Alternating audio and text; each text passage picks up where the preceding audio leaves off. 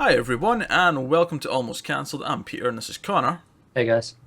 We're going to talk about Killjoys Season 1. I don't have a title for you, we're doing all 10 episodes, so you're just getting the whole thing.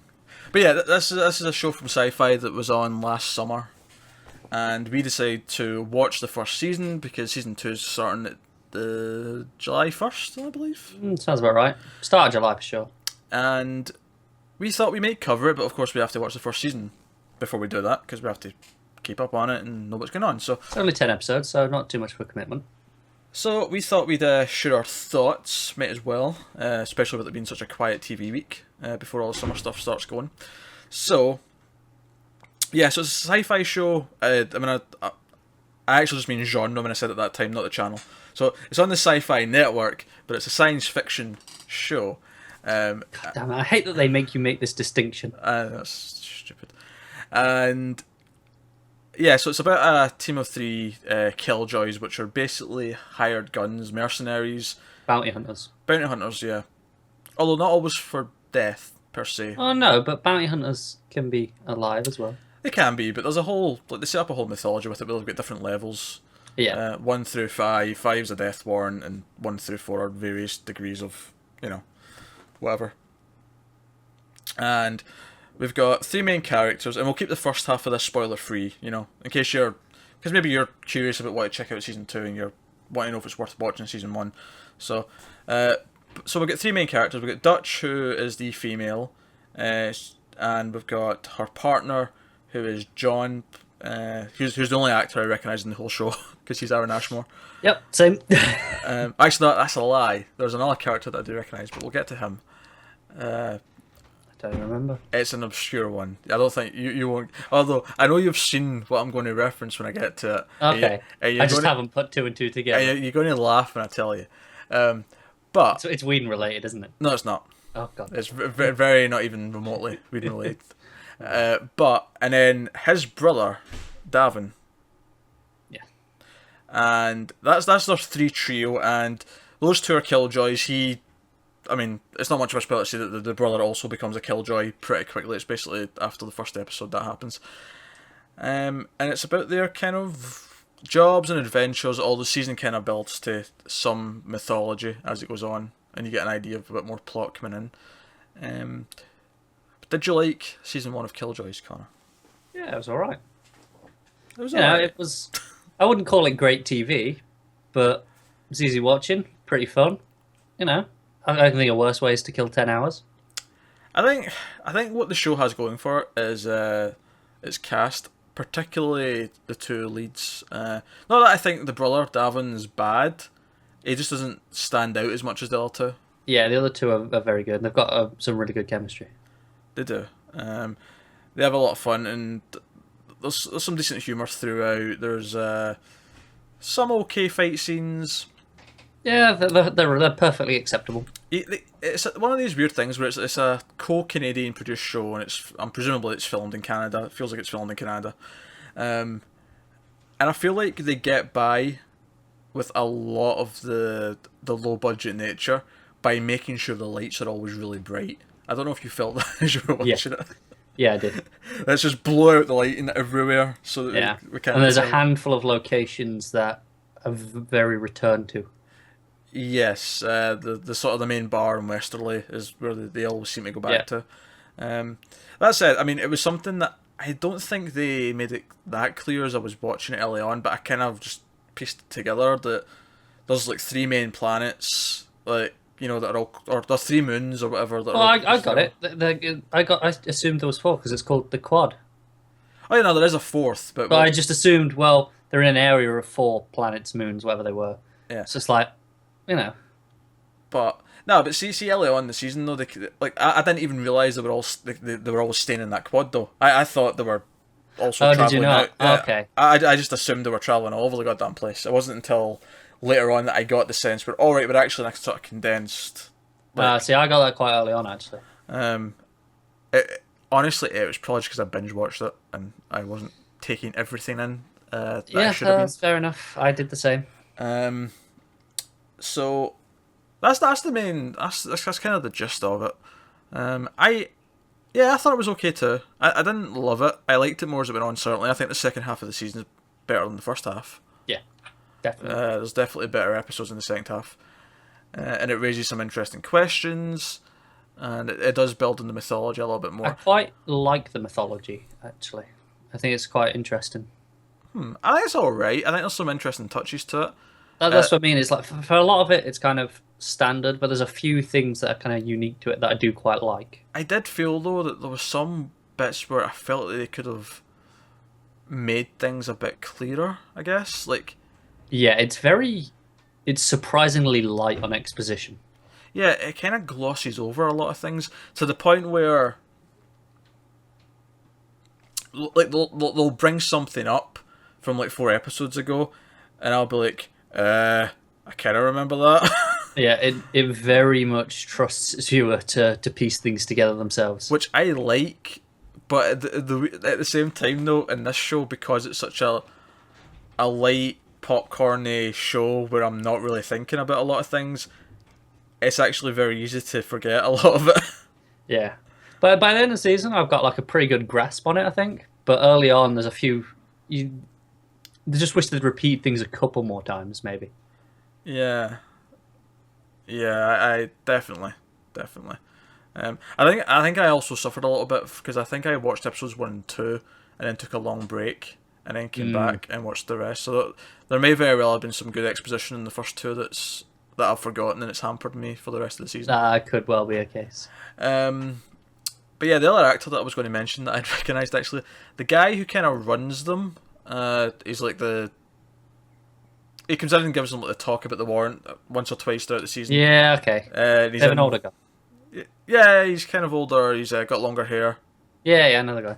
Yeah, I know that actor, and I didn't recognise him at first. It wasn't until like, the second half of the season when I seen him again because he disappeared for quite a few episodes, and he came back, and then I clocked where I knew his face. Do you know who he was? What movie he was in? I do not.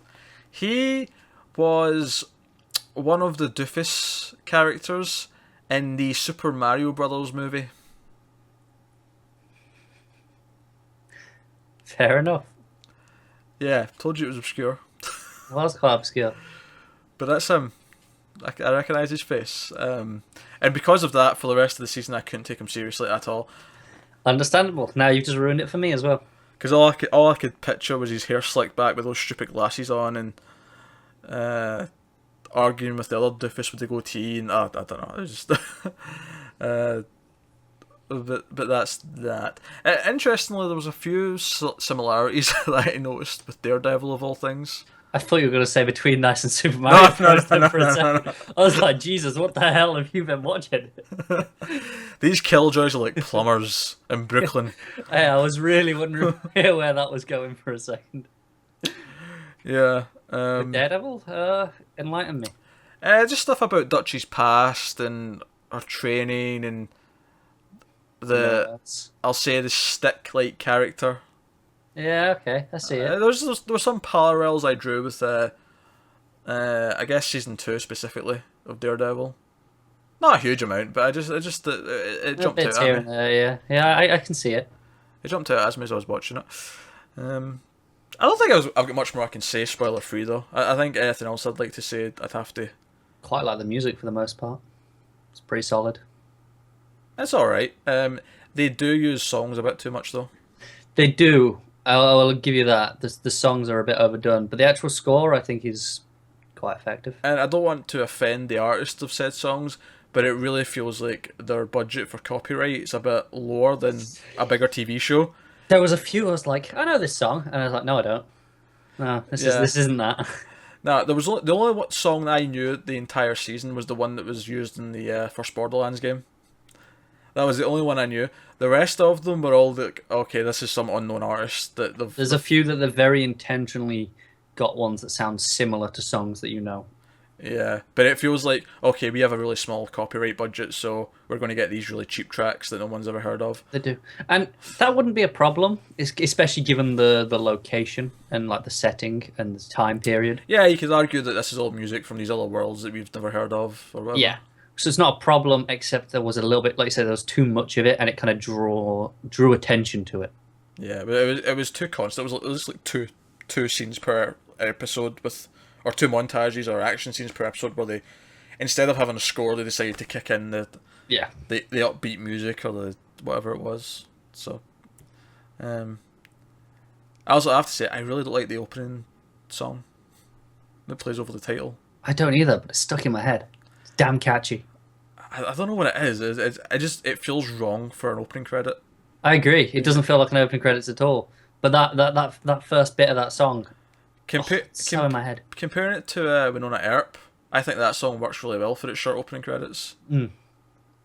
Yeah, definitely. But that's a big deal. I mean, it's not a big. It's there for 15 seconds every episode. You overlook it pretty quickly. It's not huge. But to sum up before we get to spoilers for people who aren't going to stick around for those, I think if you like your sci-fi shows of people on a spaceship going and doing things, and you like that despite the fact that you've seen it all before. Yeah, I would say it does feel very Canadian. So if you like your Canadian sci-fi, you'll probably like this. Yeah, if you're okay with a cheaper Canadian sci-fi show, I mean, don't get me wrong, it looks good for being cheap. I don't think it does. Yeah, I don't think it looks bad, but you can still tell it's where it's coming from. They've hidden things well, but you can tell that they're being hidden. So if you're okay with that, and you're okay with the fact that it brings nothing new to your, I guess, space opera genre, yeah, check it out. It's an easy watch. Characters are fun. There's some humor in there,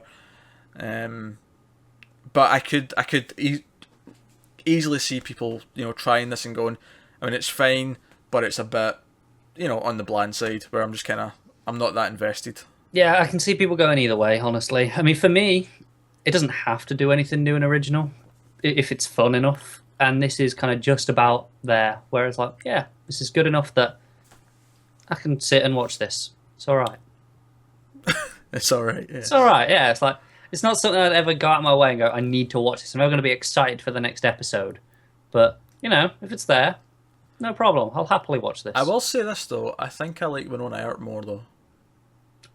I definitely do. Yeah. Yeah.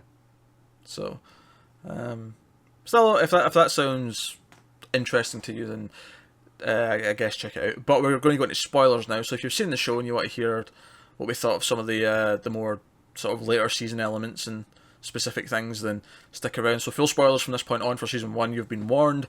I want to just start by saying my favourite joke of the season. Well, go on. The one moment that proper made me laugh. So it's episode 6 or 7, it's the one where they find the ship, and it's mostly abandoned, but there's like 2 guys on board. Yeah, that one. Yeah. Right. So the episode starts before things get going proper. Dutch claims that Lucy's the AI in the ship. Oh, I know where this is going. I proper laugh at this as well. Yeah. She claims that Lucy has favoritism for John, and John assures that that's ridiculous. She's an AI. She doesn't have favoritism. And the way it's played here is that Lucy just keeps acting like an AI, and it's like, yeah, of course. Why would an AI have a favourite, right? Yeah. Later on in the episode, shit goes down over another ship, and Dutch has to do her insane fly through space thing to get back to the ship, and Lucy won't let her in, right? Quarantine protocols, I can't let you in the ship, blah, blah, blah, blah, so on, so on. And then Dutch just shuts out, John really needs help. And the door immediately opens, and it was such a funny moment. She just goes, "Favourite's my ass." Yeah, she does. But even without her saying anything, it was just funny. Yeah, because it was just the way, like they did that thing that comedy trailers do, where it drowned out the music and all the other sound. Yeah, just for the door to open because it was funny. Yeah, it was. There's a few times throughout the season a proper laugh, like that probably was the funniest. I agree, but there was a few times where I did proper chuckle.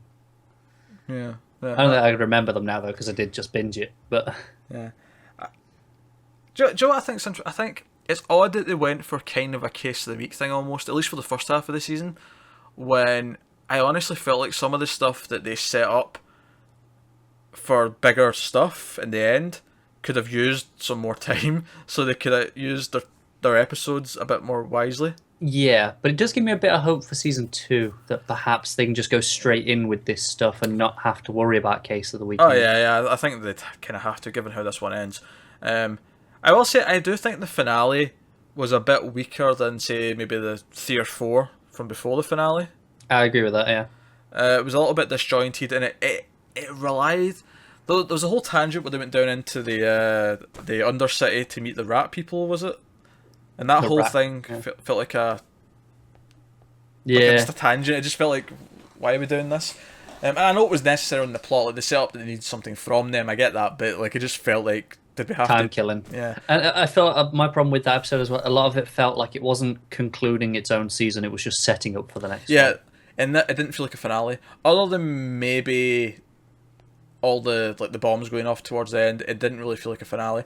I did like that a lot of stuff that was set up throughout the season came into play in the finale. Yeah.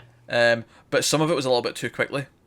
Like see that bomb thing they introduced that like targets like a bloodline and it takes out all those like people from the other planet or whatever. I feel like we really should have stopped and really had the gravitas of what this bomb's just kind done. Of rushed over it a bit quickly, didn't it? It's like it was afraid of kind of getting real.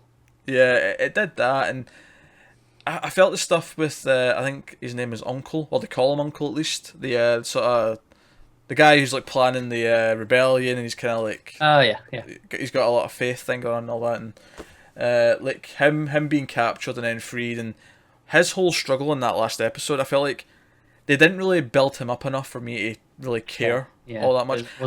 I cared a little bit more about the Doctor woman because we've had enough of her. Yeah, I feel like there was enough of her throughout. Like, interestingly, the moment I cared more about her, I think more than anything, was not when she was doing anything with Davin. It was actually when John helped her, and after she'd had her fix, and she was like, "So, who did you have to help before?" Because she could tell that he knew what he was doing with helping someone with withdrawal, and he sort of looking after her. I was like, this is an oddly sweet moment. Like, I'm surprised by how much John's very good at having platonic relationships on this show. He is very good at it. I think he's done a great job in general, that actor. Yeah. I do think, like I said, Davin was the weak link for me. I don't even think Davin's that bad. He's not bad. It's just in comparison. Yeah. Kind of. You said earlier that he doesn't stand out. I think it's the opposite. He stands out as being weaker than the others, but not necessarily bad. Aye. I think, yeah, I think it's because, you know, obviously they've cast someone who's big and tough, and whereas the other two are a bit more interesting. Yeah, and I think it helps that obviously because the two main ones have been together for the last however many years, and they've got this relationship. Even though we haven't seen it, you can tell it's been there. Whereas with Davon, even though he's his brother, it has been years since they've seen each other and spoken, and you can feel the gap between them, and it feels like there is a gap between the actors in general. Like they're just not quite clicking properly. Yeah, honestly, I feel like the biggest problem, and I say this having enjoyed the show for the most part, is like we said, certain things didn't get enough time to be explained properly or set up properly. Some things were brushed over a little bit too much. To the point where, I mean, because the final moments of the last episode when so we find out like level 6s exist, which, by the way, as soon as they introduced 5 levels in the first episode, like, I bet there's a fucking level 6. Yeah, you know, it's we've seen enough of this sort of TV to know where this is going. There's going to be a level 6 for the end of the season, and sure enough, I was going to call him Stick. I can't remember his name. And this Stick's like, I'm level 6, and I'm like, okay. And we find out about the level 6 program, and they mentioned like Red 17 or whatever the number was. I can't remember. It was 17. 17. But see when they do the whole thing at the end where he realizes he's on the planet that's uninhabitable. Yeah. Right, because it's I didn't even remember there was meant to be a 4th planet that was uninhabitable. See, I did. Yeah, I didn't. So you know when it pans out and he looks at the 3 planets, were you lost for a minute? No, I had to look up why that was important. Oh, okay. I flat out didn't get his like shock. I mean, I got the fact that he was in a secret base that was the level 6 program, and you know I got that part of it. But the fact that he was shocked that he was saying, and then the name popped up because they sort of left the title till the end of the scene is a reveal, and I looked it up and I'm like, why is this a big deal? I don't I don't get where he is. What the fuck's going on? I think this is a case of you missing from the first 2 episodes. That delay. Yeah, I had like 3 months between episode 2 and episode 3. I watched the whole thing over the last 3 or 4 days, so, maybe. To be fair, that's more on me, but I do think there was other cases though in the show where there was other cases there. It wasn't just you, but that one I think might have been. But where it would set up things and then, or it would introduce something, but you wouldn't even realize it was something that would come back, and then then it would. Yeah. Almost to the point where like when they bring up the woman who sets off the bomb in the last episode, the higher up in the hierarchy. Yeah. I remembered her face, and I remembered like roughly the plot. That was the one with all the women who were carrying the babies for the rich people. For the 9. Yeah. So I remember the episode vaguely, but when she says, "Oh, you still owe me," I'm like, okay, I'll take your word for it. I don't remember what shows are for, but I'll take your word for it. And that wasn't one from before my 2-month break. That was like 3 or 4 that episode. Yeah. So there was things like that where I'm like, okay, I'll just take your word for it because I can't remember. Yeah. No, that's fair. It's weird because you feel like, it's good that they're trusting you to put it together yourself. But I don't think the plots are interesting episode to episode to make them memorable. Yeah. That is the problem. It's trying to straddle the line of it's just not quite on either side of just being cheesy fun or telling this story and expecting you to connect the dots yourself. I would rather tell a good story with dots that we can connect ourselves in a meaningful way over just being cheesy fun, because it's always better to have the deeper show, I guess is what you'd call it. And hopefully season 2 can work towards that. I mean, it feels like they've certainly set up something for season 2, so I'm hopeful going in, I'll be honest. But it's weird looking back at the season though, because I feel like all the main plots in the last 4 episodes really, because you look back at, I mean, there was the whole episode where they're trying to track down someone, and it's the one where John has to cut off his ear. And I'm like, what was the point of that one? That is a good question. What is the point of that one? There was that one. There was I don't know, but the ones I liked the one where they found the ship. I really liked the one with the storm, and John was trapped in the bar, and then he had Dutch and thing off. And then I liked the one where Davon went schizo, like the switch had been flipped. Yeah, and he attacked her. Yeah, and he stabbed John. There was, but again, even that episode had a weird thing for me where they glossed over the moment where where he switched. Yeah. Well, no, not even that. But it was after everything happened, right, and they switched back. We just had this montage of John on the bed in the hospital or whatever, and eventually he wakes up, and it was like, should we not have had a moment where we see Davon actually see the what he's done? Even though I know he remembers, because he says he remembers, but it felt like it just skipped straight to See, John I thought that he never went to see him because he felt guilty. But maybe they should have had a scene of him not going. Well, they had him standing out there when he was still unconscious. Yeah, when he was unconscious, but then he never went. I just got the impression he never actually went. Yeah, no, but I mean before that, I mean his initial reaction when he realises what he's done, because you don't really get that. You don't get a moment where he realises, oh shit, I stabbed my you're brother. right, okay. They completely gloss over that, and I'm like, that's so weird. Or because I'd love the moment where Dutch finds out as well, and they have to they have to confront each other at that same time. But by the time they actually see them talk to each other again, it's already long in the past, and they've known about it because John's awake and. Yeah, I mean, we kind of got it in the whole trust thing on that. The one after, I think it was the one after where the storm was. Yeah, we got the trust thing, but I still felt that initial moment. Yeah, it should have had that. You're right. Is something that we missed. So that's a complaint. I think there's some weird decisions like that in the writing throughout the season. Yeah, I definitely agree with that. And I'm hoping season 2 corrects that.